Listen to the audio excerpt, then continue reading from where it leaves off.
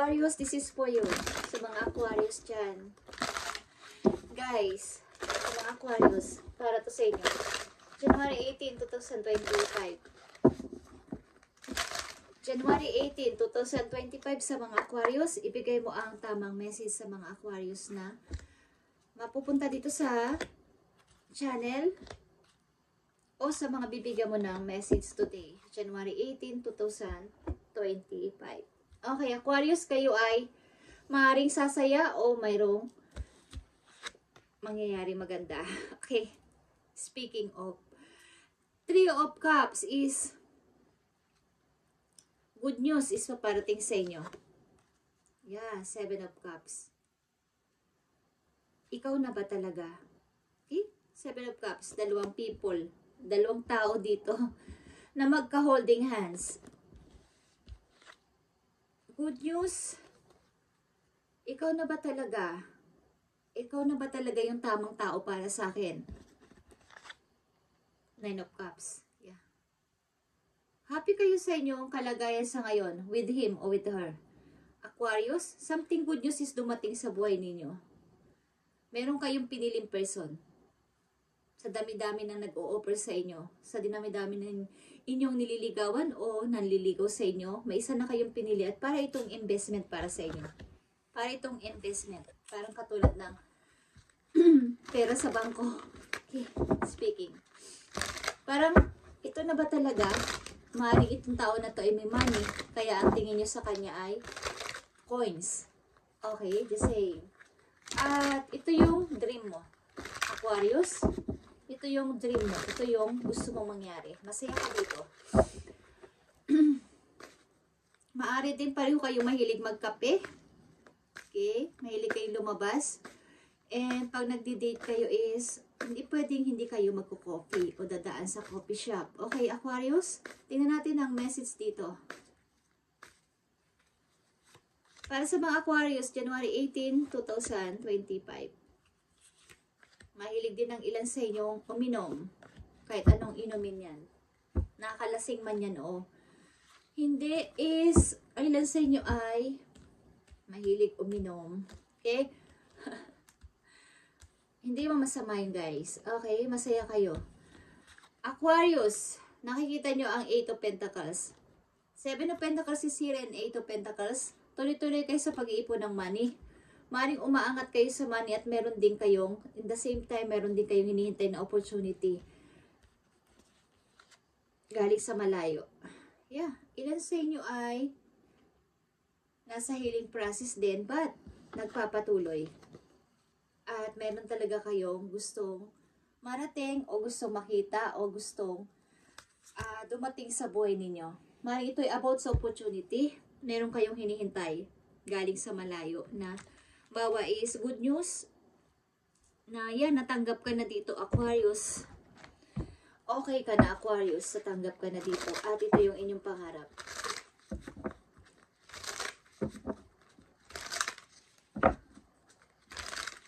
Para sa mga Aquarius, ilan sa inyo ay, kung may trabaho kayo, okay naman kayo sa sahod ninyo, okay? At ang ilan sa inyo ay may mga ipon na din kahit papano. Hindi naman kayo nagigipit. Okay. Maaring ang pinili niyong person ay nagdadalawang isip man kayo, but maaring para sa iyo is para itong investment. Okay? O ang ilan sa inyo dito, mga Aquarius, ay mahilig mag-online. Yung sinasabi nilang casino, okay? O yung mga sumasali sa mga Bitcoin. Yung mga nag-iipon ng Bitcoins. Okay. Just saying, I feel, ang tao na to na inyong nakilala ay nag-o-online. Hindi naman masama, guys, yun kung may limitasyon kayo sa pagtaya. Okay? Hindi ako mapanghusga sa mga ganon. Kung nasa tama at ginagawa nyo to ng walang naaabala, hindi kayo nangungutang, sarili nyong money, at may limitasyon kayo sa paggastos o pagtaya sa ganong klaseng online game. Okay? Nakakita ako dito ng Bitcoins. Okay, Aquarius, tingnan natin ang message pa para sa'yo. Mga paparating na message for you. Mali ito ay good news, mga parating sa inyo na paglago sa money.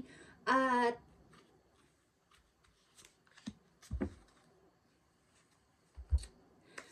pagkakaroon ng minamahal. Guys, Aquarius, nandito ang temptation. Bagamat bawal ang pag-ibig na to is, mahal ko siya. Nagmamahalan kayo. Ilan sa inyo? At andito ang temperance, patience. Ilan sa inyo wala nang pasensya dito sa relasyon na to. Kung ito ay isang maling relasyon, is parang ayaw nyo nang ipagpatuloy. But nagmamahalan kayo.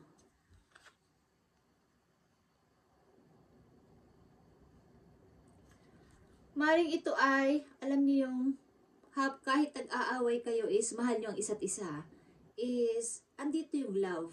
Kahit na nasabi ng mga ibang tao na toxic relationship ito. Para sa kanila, unhealthy relationship ito para sa kanila. But para sa inyo ay, gusto nyo ang person na to. O gusto kayo ng person na to. O both of you.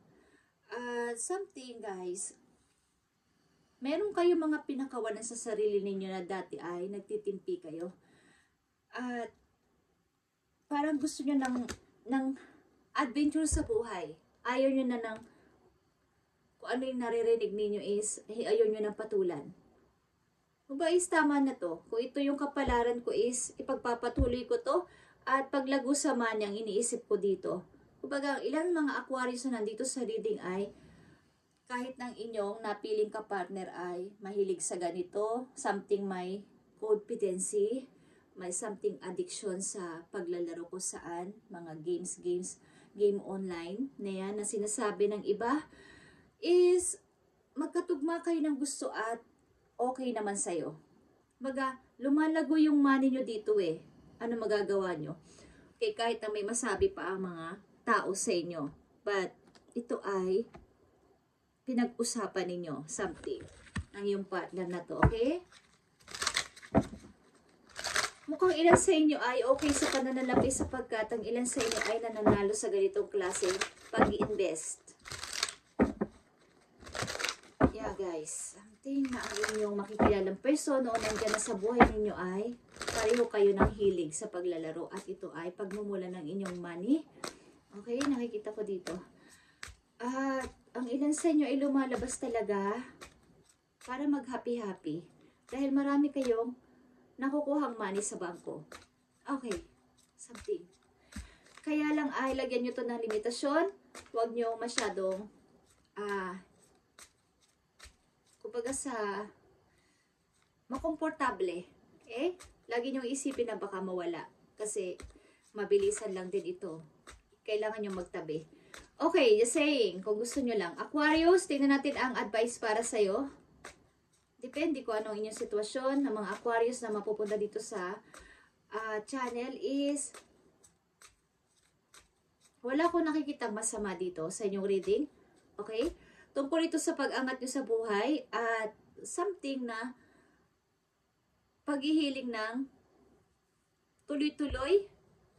But meron man kayo itong karelasyon bagamat ito ay sinasabi ng iba na unhealthy is mahal nyo ang isa't isa. At dito kayo masaya. Hindi ko alam kung away-bati kayo ng person na to, but nagiging okay naman at okay kayo sa pananalapi.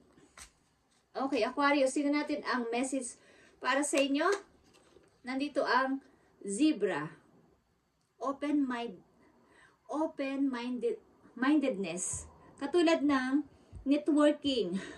Open-minded ka pa. Yan ang sasabi nila, di ba? Kasi nasabihan na ako niyan dati. Open-minded ka dapat sa ganitong klaseng business, sabi nila. Okay, pero hindi ako sumali doon, guys. Okay, ito yung open-mindedness. Nakita nyo. There is more than one way of looking at things. You must be ready to accept alternative viewpoints and new ideas. You must open your eyes to new ideas and new ways of resolving problems. Okay, nakasalalay ito sa inyong mga unang message ang advice sa inyo. Maaring talagang ilan sa inyo ay humahanap ng another ways, another alternative na way para masolve ang inyong problema, lalo na sa kaperahan. At kung ano mang problema nyo.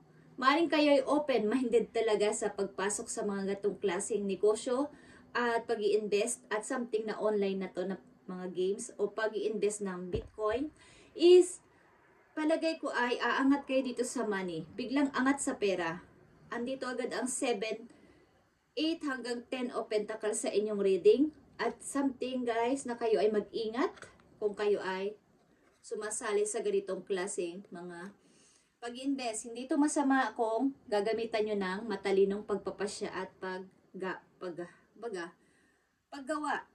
Okay? Pag-aralan nyo mabuti. Sa mga trade, maybe sumasali kayo dito. Ang ilang Aquarius na nandito. Maaring ready kang i-accept ang alternative viewpoints. Something points. Okay? May points. Alam niyo yung mga points sa card. Ganyan. And new ideas. Open-minded ka.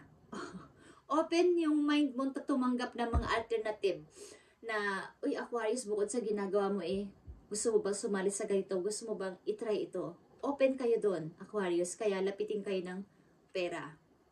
Maaring lucky kayo sa gamble. Ilan sa inyo na nandito sa reading? May mga lumalapit sa inyo ditong tao. Maybe para mag-offer sa inyo ng mga ganitong klase. At kayo din ay may strong personality. Kasi guys, maaari din kayo ay madaling magalit. Ilan sa inyo, madaling umusok ang ilong. Konting salita, madaling mag-init ang ulo nyo. Ang ilan din sa inyo ay gusto nasa rank 1. Okay? Yung nasa, kumbaga sa game, gusto nyo kayo yung nauuna. Ilan sa inyo Aquarius na nandito, gusto nyo lagi kay number 1. At pinupuri. Okay? Maaaring ito yung magdadala sa trouble, kaya mag-ingat ka, yung mabilis ang magalit. Okay? Just saying, kung gusto mo lang magbawas ng pagkagalit mo kapag kayo ay naririndi. I need message for Aquarius. Last message for you. Nandito Aquarius sa reading. Ngayong January 18 ay maaring kayo yung nakalay sa mga salita ng mga nag-aaya sa internet na open-minded ka ba? Open-minded ka ba? Kasi sa negosyo yun at sa larangan na yun, kapag hindi ka open-minded talaga is marami kang maiitanong at malulusaw ang utak mo. Bakit nagkakaganito? Pero kung mateknik ka at magaling ka sa pagsasalita at magaling ka humawak ng ganitong klaseng pag-i-invest, mananalo ka dito. Okay, Aquarius?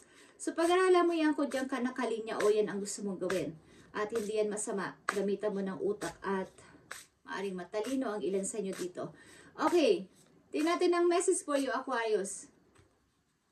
Nagulat ako sa inyong reading. Cracks in your facade. Unsupported drying up. Okay.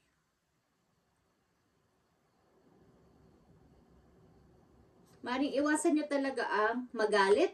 Iwasan nyo ang madali kayong mainis. Madali mag-init ang ulo nyo sa mga bagay-bagay na kayo ay naririndi. Okay? Iwasan nyo to guys. At maaaring baka may sumabog. Okay? Maaaring baka ma-trouble kayo. Just saying. Thank you Aquarius. At ito ang inyong reading ngayong January 18. At kung nasa larangan kayo ng ganito, katulad na sinabi ko ay pagbutihin ninyo guys. At magtatagumpay kayo dito. Maaaring meron kayong uma-accept kayo ng mga alternatibo na pamamaraan para kayo ay magkapera ng mas mabilisan. But ito ay hindi masama.